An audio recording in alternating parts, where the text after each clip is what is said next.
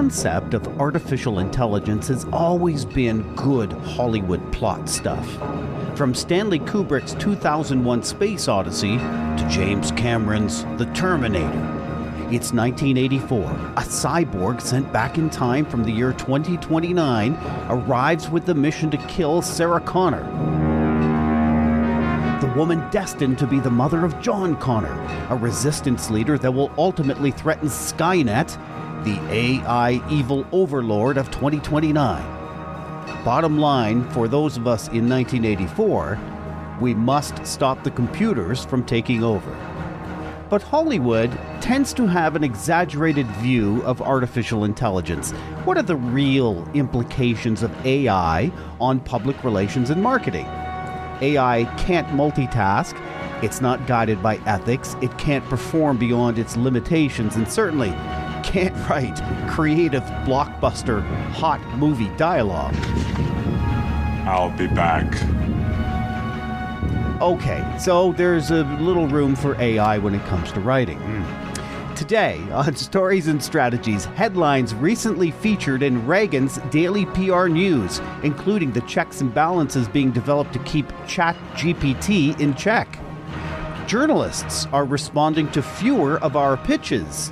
And why are M&M's candy suddenly controversial?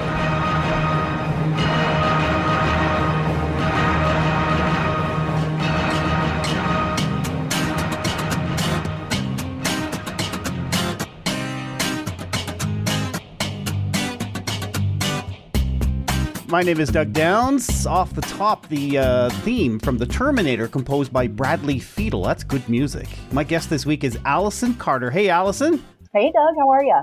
I'm good. And you're joining us from, it's called the Hoosier State, right? Indianapolis, Hoosiers, right? It's Indianapolis, Indiana. And yes, it's the Hoosiers, yeah. Yeah, I said it backwards. How are things where you are? I guess no chance of spring popping up anytime too soon, right? You know, it's pretty warm here, but it's very windy. So I guess that's kind of spring-like. Yeah, it can be. Allison, you're the executive editor at PR Daily. You come to the role from a media background and you have a BA in communications from Elon University. Absolutely. First, let's talk about the big headline in the writing world these days, ChatGPT. Mm-hmm. By the way, a human wrote this script, not a computer. Today, we're never quite sure, though, if a blog or a newsletter or an ad has been written by a human or a computer. But now there's an AI tool that might help us figure out if AI wrote the original piece.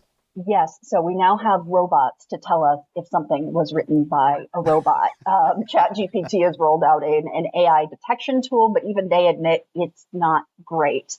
It can only kind of tell you probabilities, and it can definitely get things wrong. Where are you at with the whole AI writing script for PR people? I must admit, it definitely can, and it will, and it will be a threat, but more to the writers that maybe aren't going the extra couple of miles to create something that's creative and on point. Where are you at with AI writing? Look, I think if you're doing something very basic, like let's say you're doing a press release that the client insists you do and you know isn't going to get picked up anywhere. Let's say we've all done them, right? No. Oh, right, of course. But let's say it's a new hire, press release or something like that. That's very run of the mill. I do think that can really help you save some time. You need to be very, very careful to check them. You need to fact check them, double check all the names, that kind of stuff. But I do think that it can save you some time to essentially free you up for the higher level writing activities that you really should be doing anyway. So, if you have them write that press release and you can then spend, that 30 minutes it would have taken you researching, your distribution list or writing a really good pitch for a story that might actually get traction, I think that's time well spent and isn't going to replace you if you actually have the skills to go above and beyond what a robot can do, which I would hope that we all do. Yeah. Have you read articles where you're pretty sure it was written by AI? I don't know that I have seen that yet, like out in the wild. I know that more and more media outlets are doing that. Just today, I saw that Men's Journal was caught doing that after the CNET debacle, which was also caught doing that. So, I think what's going to be important in the future is the transparency about when an AI is writing things versus when a human is, whether that's media or whether that's us as PR professionals talking to our clients about it. We just need to be honest about where it's coming from. I read something last night that parts of Sports Illustrated are written, but I can't imagine anything filtered or fabricated picture-wise or written-wise in Sports Illustrated. But, it's going to become more and more common. I do like, if I'm stuck, any writer will get stuck. I love to go into an AI tool and help generate the creative juices so that I can, there's an aha that I was missing. I do appreciate that about AI writing. There was actually a piece in the New York Times that talked about use of AI in classrooms, because there's a lot about plagiarism and will students ever write an English paper again kind of thing. Right. And what this one teacher came up with the idea of was she had students use ChatGPT to create an outline of a story. So like an outline of an essay, so they could kind of see what the structure should look like. And then she had them close their laptops and then write out the essay based on that outline by hand. So I think that's kind of what you're talking about. You can use it to help give you some structure and ideas, and then go in and give it the human spin and that thing that only you can add to it. That's perfect. Other headlines making the news. I love to brag that there are now more podcast listeners in insert country here, in the United States, in Australia, in Great Britain, than Netflix subscribers. And that sounds amazing, right? But the truth is, it's because people share Netflix passwords. We live miles apart, but you and I could swap Netflix passwords and it would work. Netflix recently took some steps to address that, but it resulted in some interesting social media backlash. Yeah, there's a ton of backlash. This was a rollout that was really botched at every level. So the plan was to crack down on password sharing by essentially saying, you have to sign into your home network. So basically one Wi-Fi network that you designated as your home base once a month in order to keep using Netflix. Not only were people, so the way that they rolled this out was they accidentally posted it in like a help article, okay, on the United States site and said, oh, well, actually that was an accident. It was only supposed to be for Canada. It was only supposed to be for New Zealand. We're not rolling it out in the United States yet. But no one's really buying that. They're clearly going to roll this out as widely as they can. And people are really upset about this for multiple reasons. First is just logistically, how's this going to work? People have lots of circumstances that mean they might not be able to sign in once a month. You got college students, you have deployed military, you have people who don't have a home base because they travel all over the place. So many different circumstances. And then there's just really this sense that Netflix knew about password sharing for the last decade. They even encouraged it in some instances. And now they're acting like you're stealing something because you're sharing with your friends and family, which is something that's been done for such a long time. And at a time when everyone's feeling a pinch on their wallets, it just feels really stingy. It just doesn't leave anyone with a good taste in their mouth. Bad timing here. Bad timing. Terrible timing. The backlash, whenever there's social media backlash, I love to ask, well, what does that actually mean? Netflix puts so much in the goodwill bank from a public relations standpoint.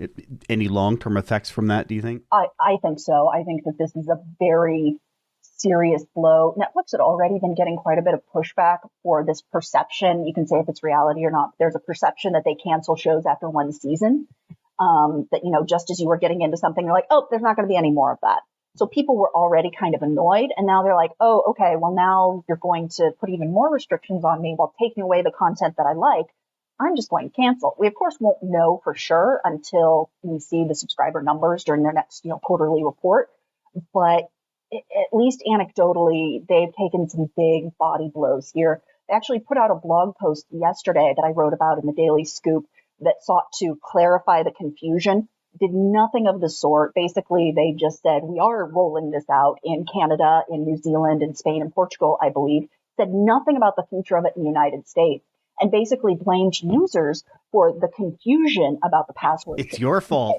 That was I love very that. much the tone and tenor of it. It was very like, oh, there's confusion about what constitutes a household. No one was confused. No one was confused. So just kind of that, you're stupid, we need to slap you on the hand. It's not the tone. And lots of competitors out there now, so maybe not the right time for that kind of stuff. Exactly. I do think we'll see what happens when a new season of a hit show comes out. When there's new Stranger Things season, when there's a new Wednesday Right. series. But can you build a business on people subscribing for 1 month when there's a new show and then canceling?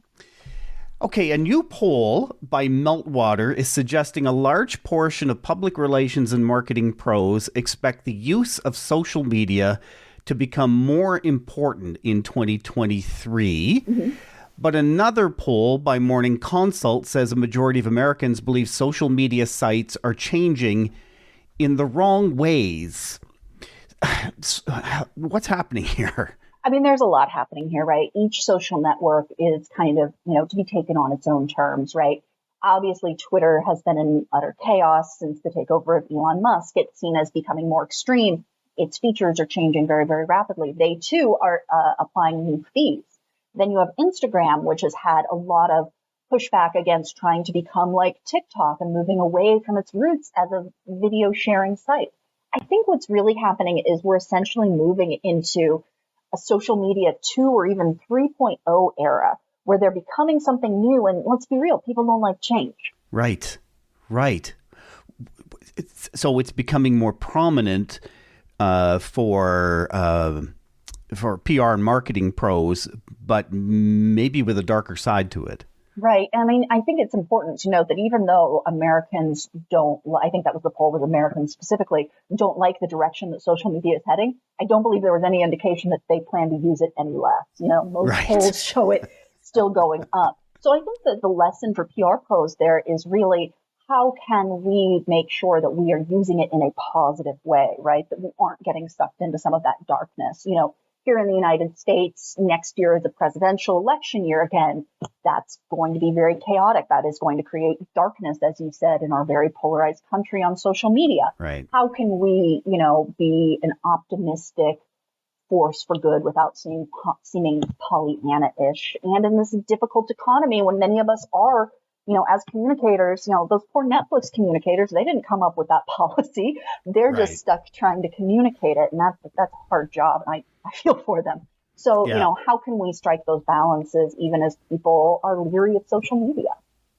And just FYI, Ragan has a great social media conference coming up at Disney World. That's in mid-March. So if you're in the Florida area or travel to Florida is doable, that'd be a great conference. It's a fantastic conference. We've got an all-star lineup, and let me know if you're coming. I'll see you there.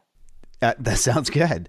New data from Propel Media says journalists are responding to fewer of our pitches. Down by 20% or 1/5. Mm-hmm. That's not good news for us anyway, Allison. What's going on? Well, I mean, I think it's a confluence of events, right? I think that, we all know that there are fewer and fewer journalists every day. You mentioned that I come from a media background. I worked at the Indianapolis Star before I came to Ragan. I was a news editor. And I saw people leave that newsroom, including me, and never be replaced. That's happening all over the place. I mentioned earlier that Men's Journal was, using AI. I saw on Twitter that's because they're down to just 5 staffers. Oh, wow. So, when you've got, so even if the number of pitches were sent out, they're so overwhelming. We need to make sure that we are really saving our best stuff and not just sending things out like it's back, like it's 2003, because they just don't have the bandwidth to get back to every pitch.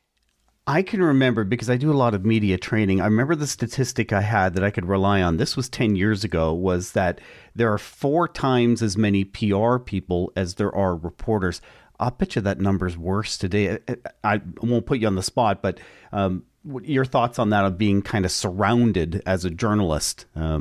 Yeah, I mean, I even experience it today. My role here is not, my role PR Daily is not pure journalism, but I do get pitches, I do interview people, I do guest posts, all of that kind of thing. And it can be overwhelming sometimes, especially when I get pitches on things I would never cover.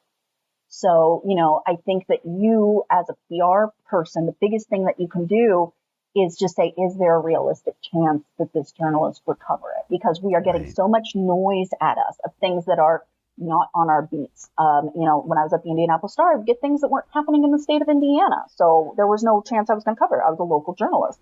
In PR, we get a lot of at PR Daily, I get a lot of pitches for like agency moves and hires. We don't do that kind of coverage. Right.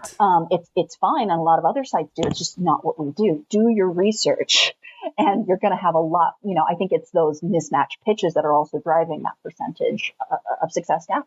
And I got to think the fact we have so many messages coming at us through different channels every day. I mean, just in our little podcast, I'm getting 3 or 4 pitches a day now. And often they're, our guest can talk about how to run a successful PR agency. Well, right. Yeah. Zoom in on something. Zoom in. I'm more interested in niche and maybe a little controversy here and there as well. So right, you really need to find what unique spin can you put on. I deal with the same thing. 5 tips for pitching the media. Yeah, what's your hook? How can you? You're going to write about the Netflix controversy. I'm very interested in that. How can you apply your wisdom to something that people are interested in? Again, that's do that newsjacking thing. That's going to be really attractive. Okay, last up, and I've been waiting for this one. Culture wars claim M&Ms. That was your headline. What? It's a little bit of a hyperbolic headline. So M&Ms has, since I actually didn't realize how old they were. Apparently the M&Ms anthropomorphic mascots have been around since the 60s in one form or another.